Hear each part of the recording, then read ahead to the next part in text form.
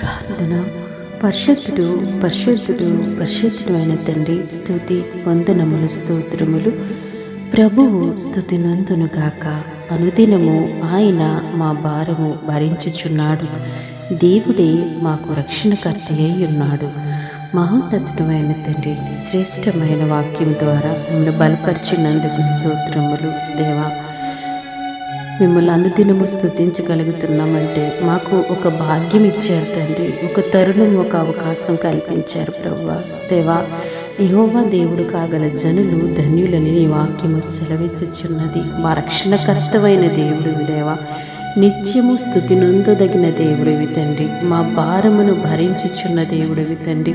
మా పరిస్థితులు ఏ రీతిగా ఉన్నా మాకంటే ముందుగా తండ్రి మీరుండి ప్రభువా నాయన మా భారమును భరించి మాకు తేలికపరచుచున్నందుకు మీకు వందనాలు తండ్రి. మీ కార్యాలు ఎంతో ఉన్నతమైనవి, ప్రశస్తమైనవి. అవి మా ఊహకి తలంపులకి అందనంత ఉన్నతములు దేవా.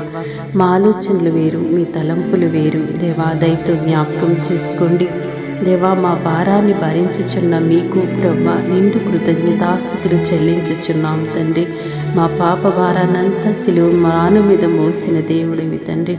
మేము పడుతున్న ప్రతి బాధలోనూ, ప్రతి కష్టంలోనూ మాతో ఉండి, మా పక్షాన ఉండి మాకు ధైర్యమును అనుగ్రహించుచున్న దేవుడివి తండ్రి. అనుదినము ఈ ప్రార్థనలో ఎంతోమంది బిడ్డలు ఏకీభవిస్తున్నారు. వారి భారం ఏంటో, వారి పరిస్థితి ఏంటో మీకు తెలిసిన ఆయన. ఆ భారాన్ని భరించే ఏకైక దేవుడు నీవే. దయతో జ్ఞాపకం చేసుకొనమని క్రీస్తు ప్రభు పేరట ప్రార్థిస్తున్నాం తండ్రి.